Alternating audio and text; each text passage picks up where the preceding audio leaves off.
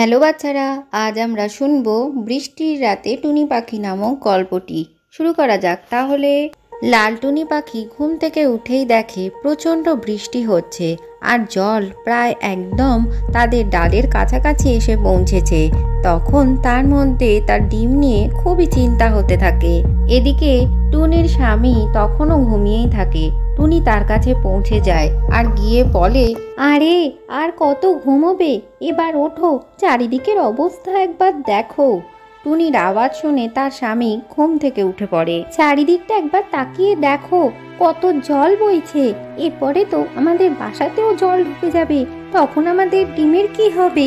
টুনির এই কথা শুনে টুনি আর টুনির স্বামী দুজনেই বাইরে বেরিয়ে পড়ে।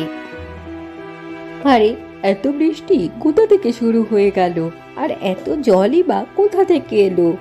আরে এবার তুমি চিন্তা করো, আমাদের ডিমের কি হবে আর আমাদেরই বা কি হবে? তোমাকে তো তখনই বলেছিলাম ওই ছোট নৌকাটা এখানে এনে রেখে দিতে, তুমি তো আমার কোনো কথাই শোনোনি।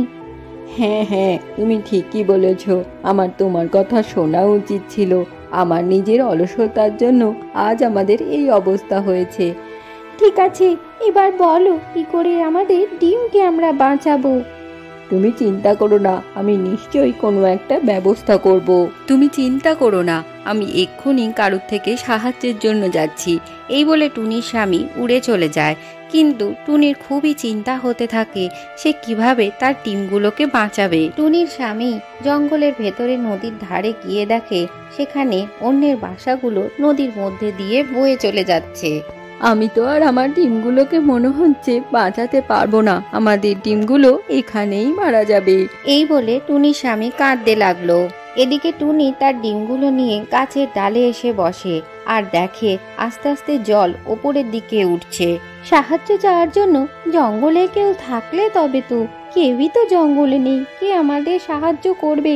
আর আস্তে আস্তে জল তো আমাদের একদম বাসার কাছেই চলে আসছে, আমাদের ডিমগুলো কি করে রক্ষা হবে? তারপরে টুনি দেখলো জল একেবারেই ডালের ওপরে উঠে আসছে আর সে খুবই দুশ্চিন্তায় পড়ে গেল। তখনই সে দেখলো তার স্বামী একটি নৌকা নিয়ে কোথা থেকে উড়ে উড়ে আসছে। আরে টুনি, তাড়াতাড়ি ডিমগুলো নিয়ে আমার এই নৌকায় উঠে বসো। টুনি তাড়াতাড়ি ডিমগুলোকে নৌকার মধ্যে তুলে দেয় আর নিজেরাও সেই নৌকায় চড়ে বসে। তারা নৌকায় বসার সাথে সাথেই জল একেবারে ওপরের দিকে উঠে যায় আর তাদের বাসাটিও ভেসে যায়। এরপর তারা সেই নৌকার মধ্যে ভাসতে ভাসতে নদীর মধ্যে দিয়ে যেতে থাকে। আরে তুমি এই নৌকা কোথা থেকে পেলে? আরে আমি তো সাহায্যের জন্যই গেছিলাম, কিন্তু জঙ্গলে কেউই সাহায্য করার মতো নেই, তাই আমি যখন ফিরে আসছিলাম তখন আমি এই নৌকাটাকে দেখতে পাই। এর পেছু পেছু গিয়ে অনেক কষ্ট করে আমি আমার নখের মধ্যে ধরে তারপরে এখানে এনেছি। নিজেদের ডিম সুরক্ষিত দেখে তারা দুজনেই খুবই খুশি হয়ে যায়। আজকের গল্পটি থেকে কি শিখলে বাচ্চারা? কখনোই অলসতা করতে নেই। ভিডিওটি ভালো লাগলে চ্যানেলটিকে লাইক ও শেয়ার করে সাবস্ক্রাইব করে দিও।